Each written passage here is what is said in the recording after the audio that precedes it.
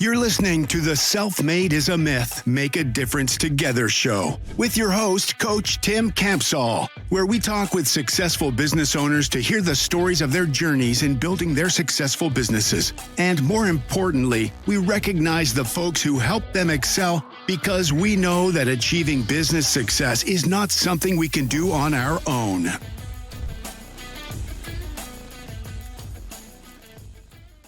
Hello, this is Coach Tim Campsall, and I'm excited to have a fellow business owner from Indiana with us today. Something unique about my guest is he attended 16 years of private school, and in his downtime, he enjoys doing jiu-jitsu, and he's been doing martial arts for about 9 years, and he's most proud of his kids, and we'll have him tell us a little bit more about his family here in a minute. It's my pleasure to welcome Mike to the show today. Hello, Mike. Hey, Tim. Thank you for having me. Absolutely. Well, hey, let's start with having you introduce yourself. Tell us your full name and a little bit of your personal story, like where you're born and live and about your family. Okay. Full name, Michael C. Dickerson, as you can see on the bottom of the screen. Grew up in Northwest Indiana, went off to Wabash College after that, got an economics major. I met my wife when I was a senior in college when I was visiting a friend in Indianapolis. And that's what ultimately caused me to come to Indianapolis. We've been together for 24 years now, and I've got 2 kids. And by the time this actually airs, they will be 14 and 16 years old. So full into the teenage years. Yeah. I guess in my spare time, I'm just an unpaid Uber driver because I do multiple sports. Right now, both are on 2 soccer teams, and they're training for karate nationals in July. So they actually compete very, very high level in those areas. And as for me, I do coaching for soccer. I do coaching for basketball. And then obviously I do a little bit of jiu-jitsu and karate on the side as well, if I get time. Fantastic. Wonderful.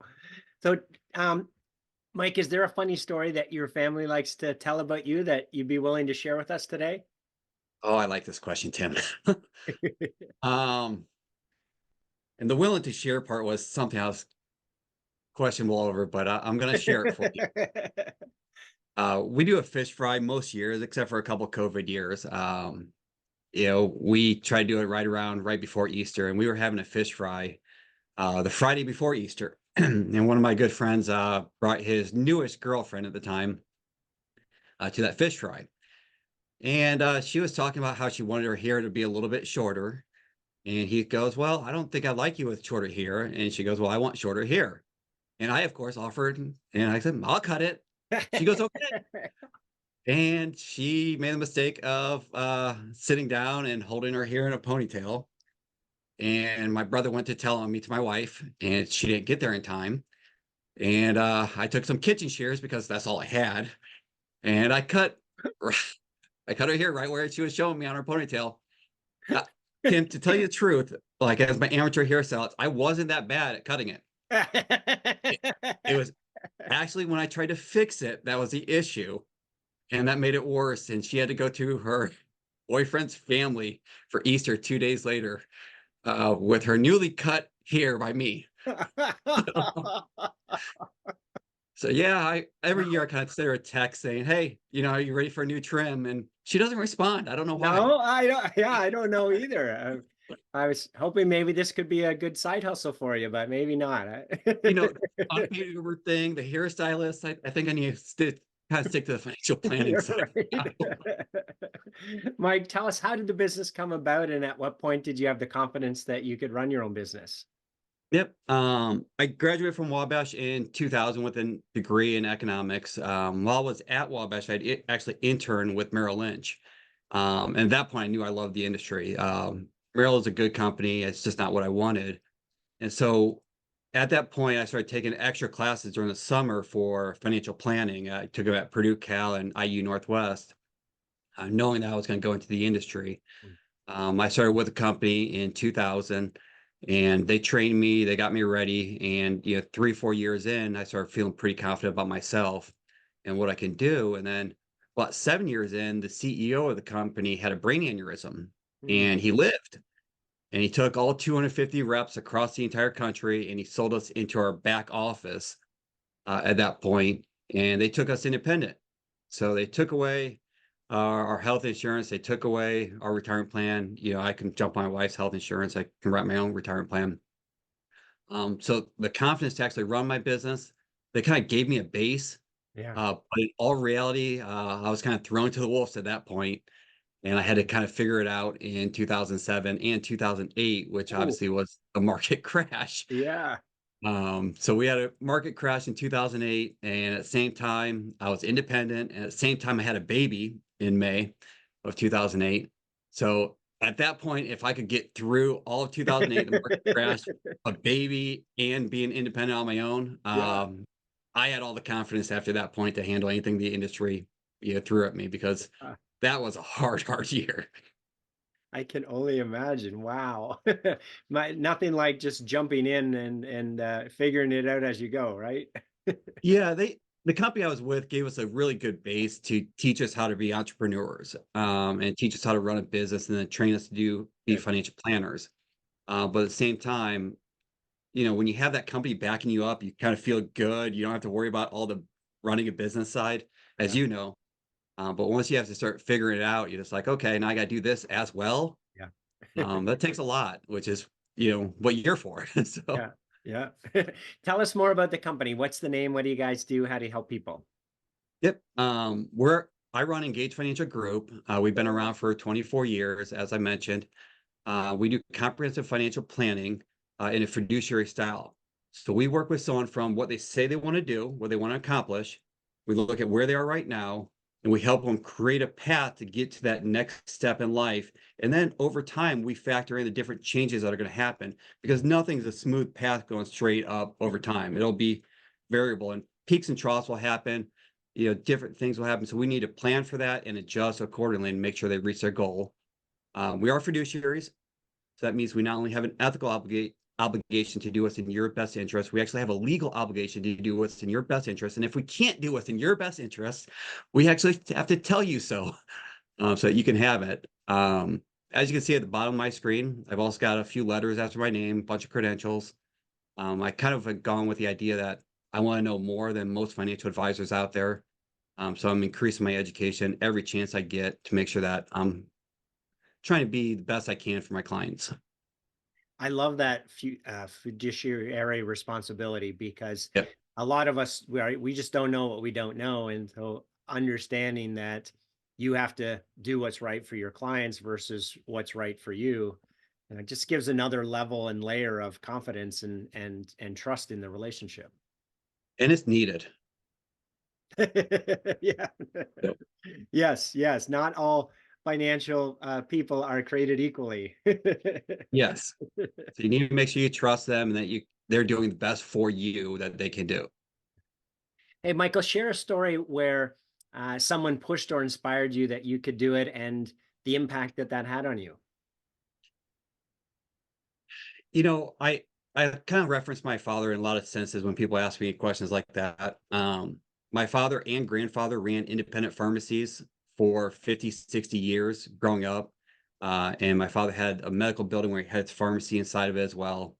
And I kind of remember, like, I was in high school and it was like 2 a.m. and the basement of the medical building had flooded, Oh, and it was school night. And I got pulled out of bed at 2 a.m. and I was cleaning up a basement, um, because that's what you do as a business owner. Something comes up, you're going in there and you're fixing things and you're trying to adjust. yeah. Just like in financial planning, something's always going to come up and you just have to work through it to accomplish your end goal. And I think running a family business, that was really important, but also seeing like the customer service my grandfather did and the relationships he had with people walking into a pharmacy, and my father, people still remember him years and years later.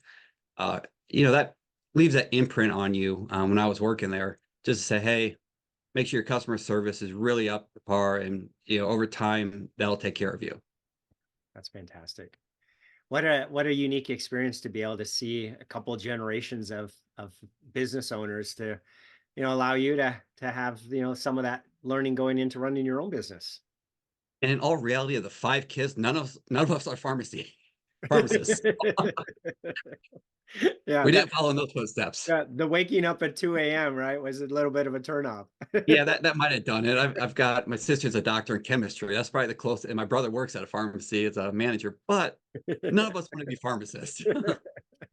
Mike, what's your biggest learning as a business owner? um, I think you said it earlier. You don't know what you don't know. I saw a quote the other day, and I've heard the quote multiple times, and you've heard it too. If you're the smartest guy in the room, you're in the wrong room. And I think that's really important. As a business, you have to be continuously learning to be better. You have to be better as a financial planner. You have to be better at running a business. You have to be better at adjusting to the changes that every business is going to have. No business is going to be the same 5 or 10 years from now. No business is the same as it was 5 or 10 years ago. And I think you need to just be able to learn constantly to make sure that you're getting better and you're taking care of the people around you. Absolutely. Yeah. There's another phrase out there that ties into here is that you're either growing or you're dying. And so Yep. as a business owner, if you're not doing what you just talked about, right? If we're not continuing to learn and develop and become better versions of ourselves, then we're actually eh, metaphorically dying Plummeting. because other Yep. people are growing and becoming better, and technology is changing and industries are changing, and so we definitely have to keep up to that, or we end up finding ourselves behind our competition, and end up our business ends up shrinking. Yep. That's exactly right. So, hey, we know that business success doesn't happen in isolation. So tell us about one of your biggest challenges during the years, and someone else who came alongside you and helped you through that. I'm going to go back to 2008. I think that's the one year that every financial advisor still got like post-traumatic stress from. It's actually been diagnosed for a few people. 2008 was a hard year. And, I was completely independent at that point. We had just been independent for a few months before then. I was having a baby in May and the market started crashing. And a guy named Scott Koga, who's kind of disappeared since he left the industry, told me really simple. Yeah, don't worry about growing. All you need to do is worry about keeping the clients you have and taking care of them and talking to them. Mm. A lot of financial advisors went and stuck their heads in the sand at that time. They disappeared. And legitimately so. Stress was really, really high for a Mhm. lot of financial advisors. I made an effort to make sure I was calling everybody. I was emailing everybody, probably a little bit more than they wanted. Just because, to tell them, hey, this is okay. It's either you buy canned goods and guns or you leave your money alone or you put more money in. And if you buy canned goods and guns, that's not going to work out for you. It's not going to work out for the entire country. So the market will recover. We'll be okay. We just need to, focus on the long term at that point. And I think, from that, we lost 2 clients. One lost their job, had to take the money. One I had to let go. But 2 clients in the entire 2008 was amazing. Wow. And we were able to keep, 99.9% of the clients, and we were in a pretty good spot. And we actually ended up having about 26% growth that year, because I was a lot more proactive in talking to people and making sure they knew what was going to happen with the market. That's fantastic. Good for you for taking that initiative. There's a statistic out there that talks about why do most customers leave, or clients leave where they're currently, have their business, and it's because of a perceived indifference, where they don't think that the company or the person that they're working with cares about them. So the story you just shared, right, is you went over and above to show your clients that you cared about them, and that you were there for them through that difficult times. What an awesome story and insight for others listening today. Well, I think most business owners need to know that, hey, your clients are, you're trying to take care of them to the very best that you possibly can. And when they go through things, you feel it, you take it home with you at night. And at the same time, what they go through, affects your life as well. Um, so it's kind of like a symbiotic relationship. Clients do well, we do well. Yeah. Clients do poorly, we do poorly, Sure. both emotionally and financially. Yeah, absolutely. And again, I love that that you have that caring attitude, right? That it's not just a number, it's a personal relationship, and it's, and it's symbiotic in terms of, right, you're there for each other. So that's awesome. Hey, Mike, if I'm going to kind of put you on the spot here, if I was to ask you to pick three people in your business owner journey that you feel they had the most impact on helping you to get to your business's growth, and the three folks you're most grateful for, who are those three people and how they help you? I've heard you ask this question in multiple different webcasts, and I knew it was going to come. And there's a lot. I've got past employees like David Smith and Hannah and others. My current employees, teachers and professors and other financial advisors that I bounce ideas off on a regular basis. But I knew three. I kind of talked a little bit about two of them. The first one, my dad, obviously. My parents were able to give me an educational foundation and a good foundation of being a good person throughout my life. And what I saw him doing with customer service and what he did for his business and how he did it, I think that was a really good influence to my life in general. And I try to be the best I can from what I've learned and those lessons as for life. Second one, like I said, the guy kind of disappeared, but I sent him an email years ago, and it just kind of bounced back, trying to just thank him. But I can't find him on social media or anything. That was just really strange. But his name's Scott Koga, and there were lessons that he taught us as a manager that from the retreats and business meetings that we had that I still use not only in my business, that I use for clients, that I use for my family life, of how to work with people in different aspects and the disc profiles and different aspects of how to identify people, how to properly work with them, so that they can be the best that they can be. And it's been, it's sad that he's kind of disappeared out of my life. At the same time, he had other goals that he wanted to accomplish. Like, for what he taught me, he made me a better advisor. He made me a better business owner. He made me a better husband and made me a better father. And I greatly do appreciate that. The last one, and I don't think anybody can get away with not saying this, is their significant other. And my wife, Rebecca, she's put up with me for 24 years. Because, that's hard. As a business owner, you're going to come home on a regular basis and you're going to be beat up. You're going to be stressed out. You're going to have hard days. You're going to have good days.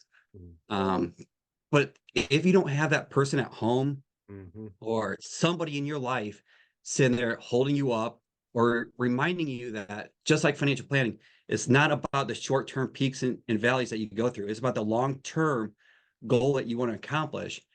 Someone that can just support you in that time frame. I told her I wasn't going to get engaged until I could financially support her. I wasn't going to have kids until I could financially support them. And because of that, she put her life on hold. She did, a lot of things. And, 24 years later, we're going strong with two wonderful kids. And, it's kind of nice to have known that, hey, we built a really successful firm, knowing that she was behind me the entire time. And I'm able to bounce ideas off her because she's, moving up with Old National Bank. And so, I can kind of say, hey, what's the corporate world really doing for this or that? Yeah. Which is kind of cool. It is so important to have that foundation and that support. So I'm so happy for you that you have had Rebecca in your life to help you through that. Because you're right, the business owner journey can be, a little bit rocky at times, right? There's the peaks and the valleys, or the roller coaster ride. So yeah, having that support and that strength and that rock at home to be able to lean on and prop us up and tell us that it's going to be okay. And sometimes when we don't believe it ourselves, being able to have someone else speak that truth into us, it's amazing, isn't it? Tim, think of it the other way. If you came home and someone was like, you just had a horrible day, and someone's like, oh man, that stinks, you should just quit, go do something else. Like, I've seen multiple financial advisors fail because they did not have the support of somebody behind them. Yeah. Because running a business is hard. Yeah. And you need someone to sit there and say, sometimes you need someone to sit there and say, suck it up, Yeah. go do your job, be better, Yep. get to your final goal. Yeah. Uh, Yeah. We and don't want somebody to tell us we should quit because there's times where we're already thinking that we should quit, right? yeah, exactly. As we think about the next 1 to 3 years, Mike, and what would you say is your number one priority or the biggest challenge that you see in achieving your goals? Um, right now I've kind of created a firm where we're creating that team environment where people are falling into the right roles, and we're trying to put people in those roles that they can meet the needs that we have, from the customer service to the administrative side. So the next couple of years, my goal is to hire a couple of junior advisors and start them on the path that I've gone on. I think we've grown to a level where we're comfortable and we're doing well. And so now we just need to kind of fit those pieces in. As a Mhm. business owner, you want to get to a point, as you teach your clients, I'm sure, um, where you're you're working on your business, and you don't want to be focused on the day-to-day activities. You want to just do what you're really, really good at. Yeah. I'm really, really good at meeting with clients and telling them what to do. Um, my paperwork and stuff like that, I let somebody else do. Yeah. So I want to get to a point where, because things happen, eventually you end up back in the thick of things. And, Yeah. you want to get to a point where you're doing less for the business and just working with what you do well. Yeah. Um, and so by hiring a couple of junior advisors in the next couple of years, I think that'll fill in all the pieces that we need, to be successful in the next 20, 30 years.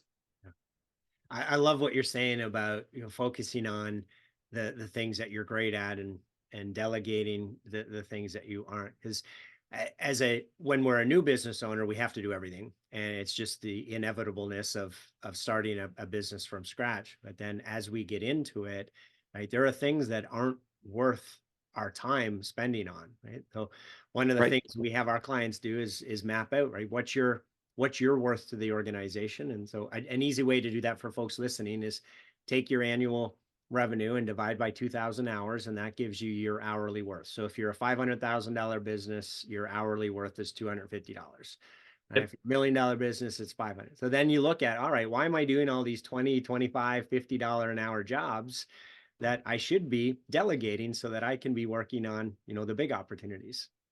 Yep. That's exactly right. If you divide it and you're like, why am I filling out this paperwork when somebody else can do it? Or when I could simply, let somebody else do it, and I can go to my kid's soccer game, Sure. Yeah. uh, or, enjoy what I've built over time. So you want to make sure that you're doing what is going to benefit the firm the most. Absolutely. And having those, again, I like the hiring the junior people so that they can grow up and over time take on more and more so that, I've had clients who haven't taken vacation in 12 years, right? And that's no way to live life, right? Business should give us more life. We shouldn't be, living to work. Yep, that's exactly right. Hey, last question here, Mike. Jim Rohn, an amazing business guru, says that we become the average of the 5 people that we spend the most time with. So similar to what you were saying earlier about if you're the smartest person in the room. So as you think about Jim's quote, what advice would you have for business owners who are trying to do it on their own and not inviting others into their world to help them? Uh, do the opposite, invite others into the world to help you. I think as a business owner, you have to constantly learn. If you're starting out, you have to work harder than everybody. You have to learn more than everybody. Later on in life, you need to make sure you're getting the education to make sure that you're at the top of your field. But you constantly need to learn to be a business. So not only being a financial planner, but also being a business owner and listen to others that are business owners on a regular basis. Listen to webinars, using a coach, making sure that people around you are telling you what you need to be to tweak the little things Mhm. in your life that can make a big difference over 5 or 10 years. Yes. It's amazing, like the tiniest little change that you can make could make significant differences Yeah. in 5 or 10 or 15 years.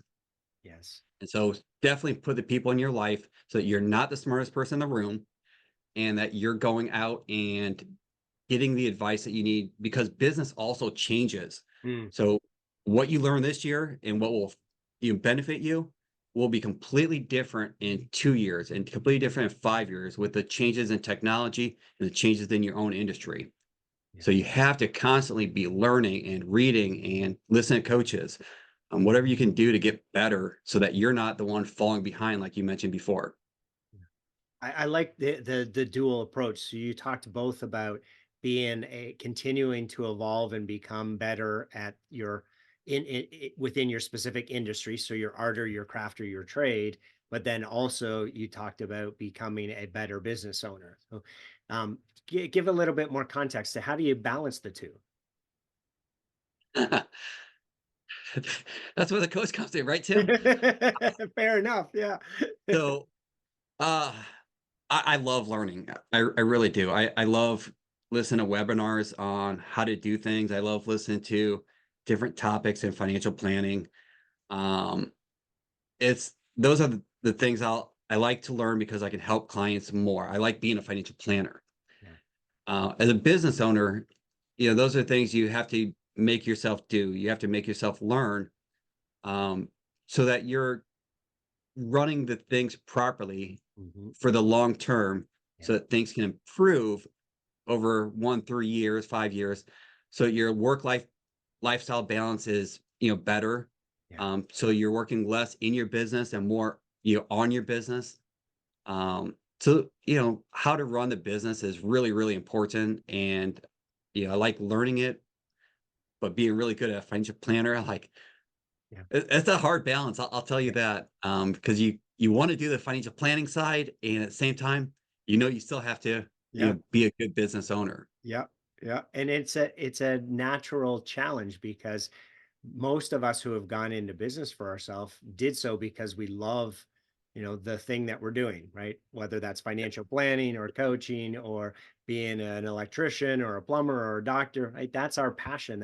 And so the running the business side isn't necessarily why we became a business owner, but it's certainly critically important to run a healthy business that can deliver profit and sustain itself. And I like what you said earlier, if we look at making an adjustment, right, a 1% or a 5% improvement in 100 different areas, that's a whole lot easier than Yep. trying to make a 50% improvement in one area. So that long-term benefit that you spoke of continuously making tweaks and adjustments, and then there's that long-term benefit of those.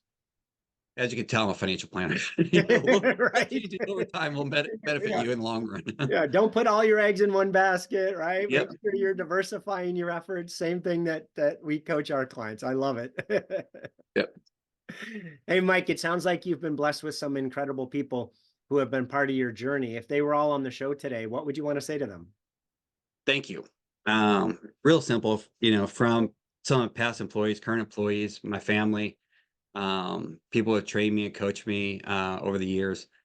I would not be in this industry for 24 years and have a pretty successful firm without you. I greatly appreciate every single one of you. And I remember hiring my first employee, and somebody told me, "Hey, you hire your first employee and you'll grow this much," and it was substantial, and it was true. And I greatly appreciate all the advice I've gotten over the years. I greatly appreciate all the people who have helped me. Um, at this point, we built a pretty successful firm. We're trying to keep going, and I could not imagine 15 years ago being in the position that I am right now, especially because 15, I guess it was a little over 15 years ago, I was with a company and then I went independent. So all the goals and dreams I've ever had, I couldn't even think of 15, 20 years ago. And now to see where I am, it's kind of nice. People always focus on, what do I do right now to improve, later, but sometimes you need to appreciate where you are right now and be like, man, 15, 20 years ago, I couldn't have, this is what I ideally wanted. Um, And so sometimes you have to enjoy it too. Yes, absolutely. Right. It's so important to enjoy the day to day and have gratitude for all the things that have happened. The mistake that we can make is focus on all the negatives and get paralyzed by the negatives. I just love your philosophy and your outlook and your perspective of, things are great and they're going to get better and we're going to keep improving. Yep. Awesome. Mike, it was awesome to have you on the show today. Thank you so much for your time. Thank you. Really appreciate the opportunity to chat and learn from you. Awesome, Tim. I greatly appreciate it. We'll talk to you soon. Thanks for listening to the Self-Made is a Myth show. Please help spread this movement by liking and subscribing to our show and following us on Facebook and LinkedIn. To join our movement, go to bemadtogether.com. Okay, folks, that's a wrap. Please pay it forward and be sure to tune in next time to the Self-Made is a Myth podcast.